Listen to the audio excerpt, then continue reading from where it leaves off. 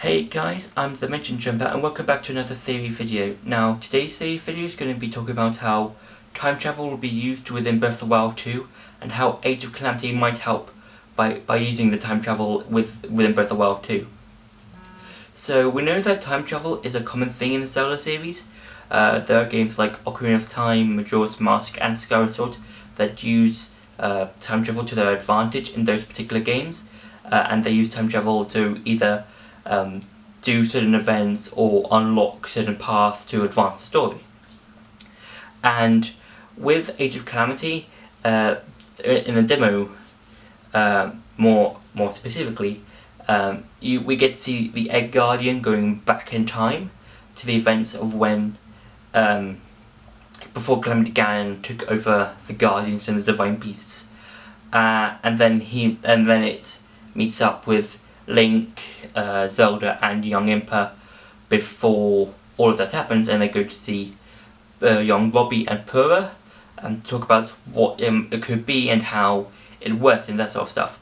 And then we also get to see its sort of memory banks, sort of what what's happened and how it could possibly be averted. Kind of like how Zelda says that she won't prevent this, even though it already has happened in the main Zelda Breath of the Wild timeline continuity, if you know what I mean. But we also get to see a corrupted Egg Guardian.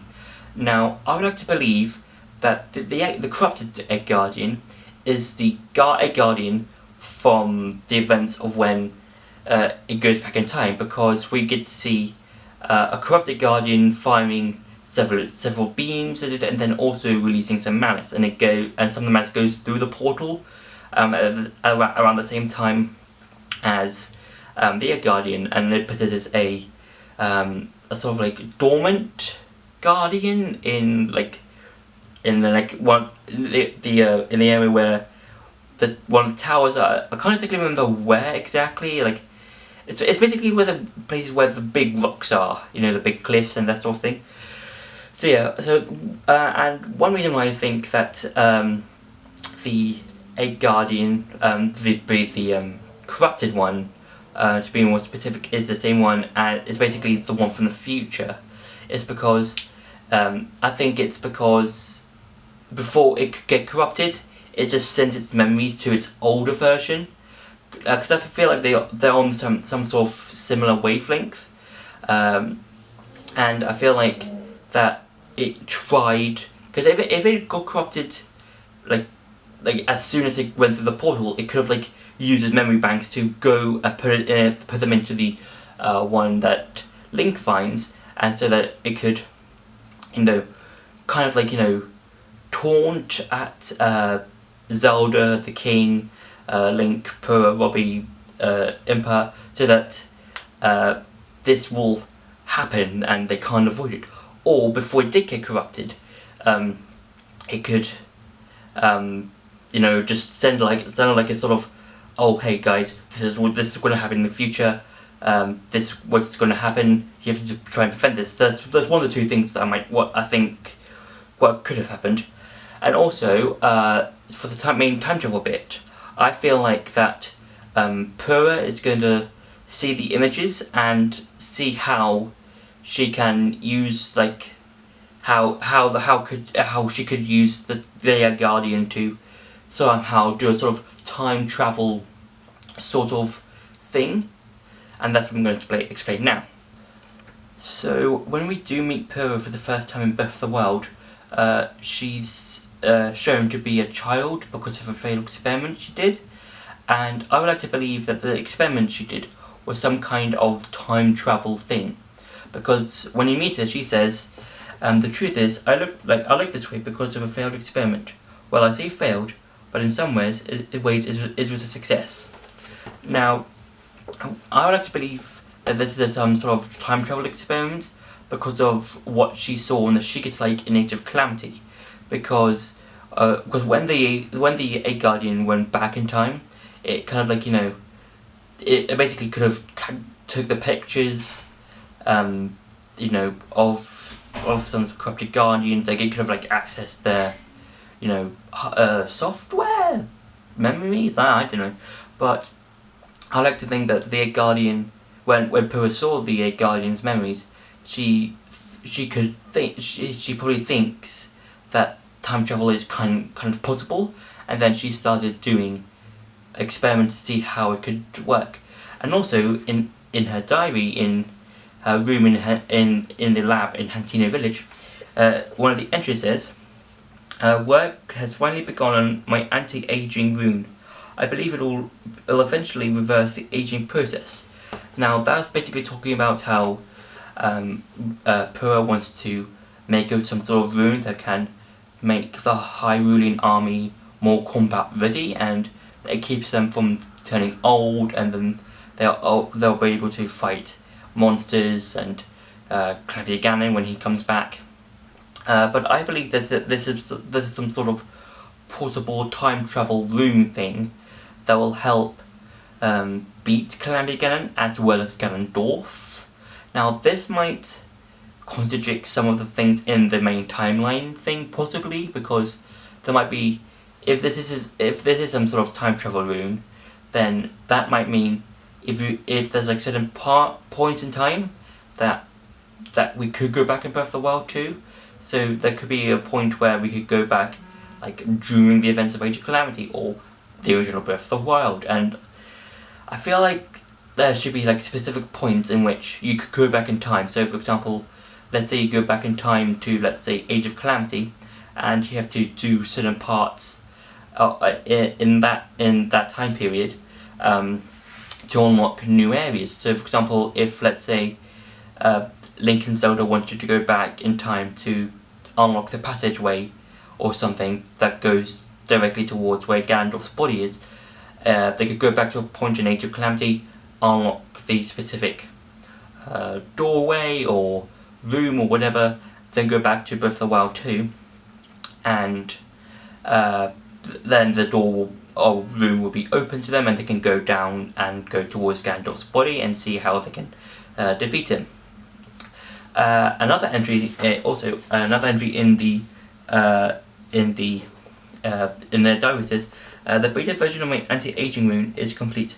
I've already added to the Sheikah slate I made for myself."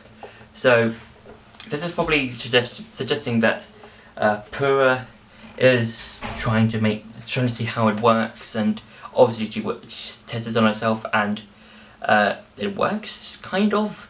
Well, the anti-aging rune, but I believe that with more time, that it could be some sort of time travel rune, and that could work with Age of Calamity, and they could go back in time to when Calamity Ganon was first formed.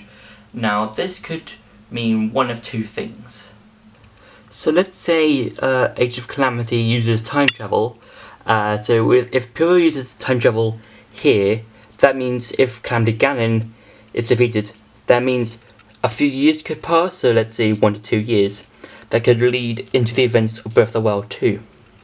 But if, let's say, Purah uses time travel and from like the memories of from the Eighth Guardian, but fails, that means we get to go into like the original timeline. So like 100 years pass, then the main events of Breath of the Wild, and then again some time passes. Let's say 1 to 2 years, and then Breath of the Wild 2. Now, let's say if time travel is used in the main timeline, so from Age of Calamity, Breath of the Wild, Breath of the Wild 2, let's say time travel is used here, they could go either back in time, that being Link and Zelda, they could go back in time to either the original Breath of the Wild to do some side questy stuff, or back to Age of Calamity, where they could do some main questy stuff, so they could try and defeat Ganondorf. Now, with this timeline, so let's say Age of Calamity to Breath of the Wild 2, let's say Link and Zelda does like some side questy, main questy stuff, so like in the main Age of Calamity game, and then this could be like, this wouldn't be like, exist, so yeah, and there are people that might think that with Age of Calamity, they could go that way or that way with the main timeline stuff. So there might be people who say like, oh, Age of Calamity, then Breath of the Wild, then Breath of the Wild 2, or Age of Calamity, then Breath of the Wild 2, or it could just be one massive loop. So like say, let's say in Age of Calamity, let's say in Age of Calamity when Zelda uses her stealing magic, the Guardian goes back in time to the moments before, Calamity Ganon is resurrected, and then they just do it again, and then we could have this. So yeah.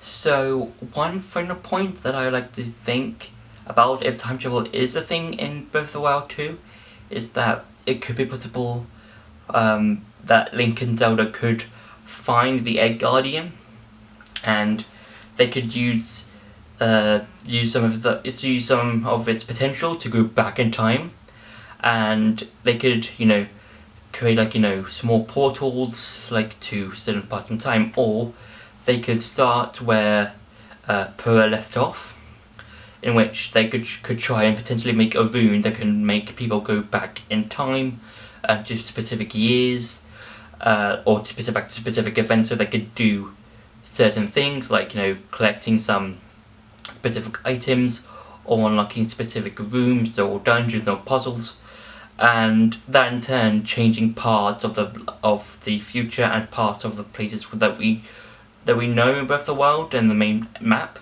So for example, let's say Link and Zelda go back in time and they find a hidden cave or a dungeon, and then when they go back to the main time, back in Breath of the Wild 2, that specific dungeon or cave is now open to us, and then we can go into there. But there might be people saying, oh, but why can't they just go in the past?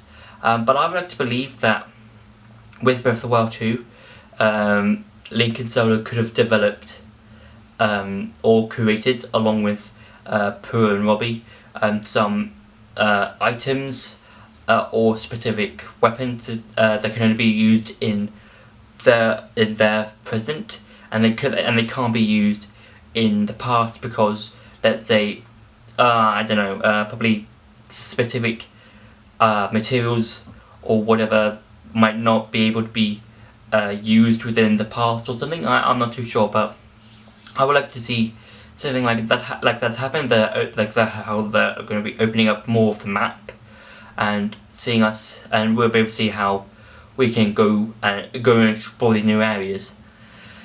So yeah, there's been somewhat of my time travel theory. I'm very excited for Age of Calamity to be released tomorrow.